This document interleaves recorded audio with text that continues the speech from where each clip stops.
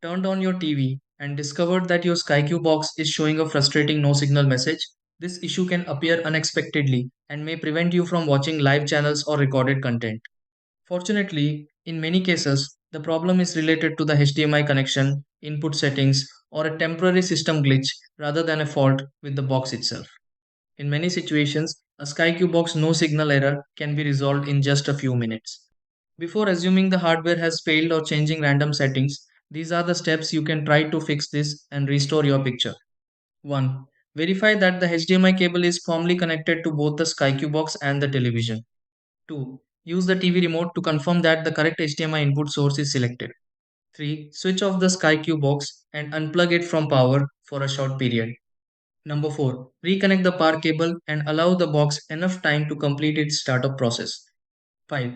Check the screen again and confirm that channels and menus are displayed normally.